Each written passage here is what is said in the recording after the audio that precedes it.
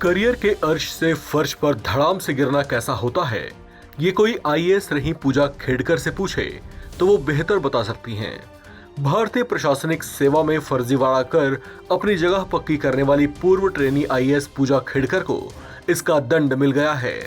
केंद्र सरकार ने उन्हें तत्काल प्रभाव से नौकरी से बर्खास्त कर दिया है।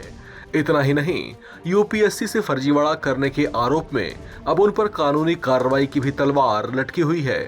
चर्चाओं के मुताबिक उन पर कड़े कानूनों के तहत कार्रवाई की जा सकती है।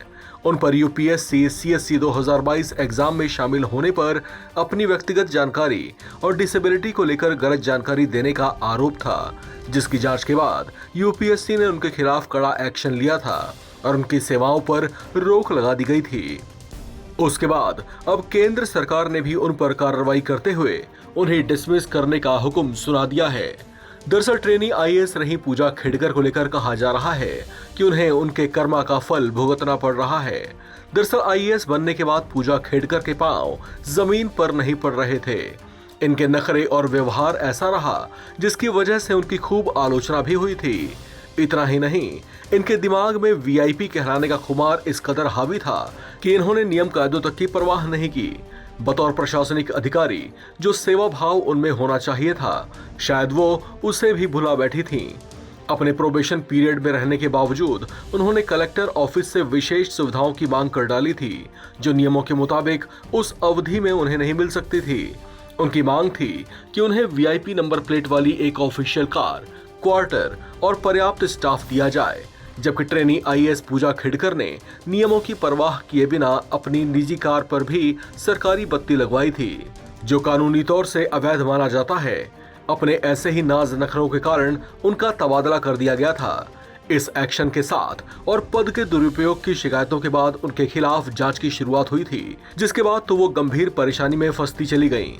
उनके विकलांगता प्रमाण पत्र और चयन मानदंड के अलावा अन्य मुद्दों पर भी सवाल खड़े हुए, जिसके बाद यह भी पता चला कि उन्होंने इस प्रतिष्ठित पद को हासिल करने के लिए फर्जीवाड़ा किया था और क्रीमी लेयर में रहते हुए भी नॉन क्रीमी लेयर का गलत तरीके से फायदा उठाया था, जिसका अंजाम ये हुआ कि उन्हें नौकरी से हाथ धोना पड़ गया। पूजा खेड़कर एक संपन्न परिवार से आती हैं। वो जिस परिवार से संबंध रखती हैं वो बेहद रसूखदार परिवार है, जिसके पास करोड़ों की संपत्तियां हैं। पूजा खेड़कर का परिवार महाराष्ट्र के पाथर्डी तालुका से है। इनकी मां मनोरमा खेड़कर उस गांव की सरपंच भी हैं। पूजा खेड़कर के नाना जगन्नाथ बुधवंत भी सरकारी अधिकारी रहे हैं, जिनका कार्यकाल विवादित रहा था और वे भी निलंबित किए गए थे। पूजा खेड़कर के पिता दिलीप खेड़कर भी ऊंचे सरकारी ओहदे पर रहे हैं, जबकि उनके दादा भी प्रशासनिक अधिकारी रहे हैं।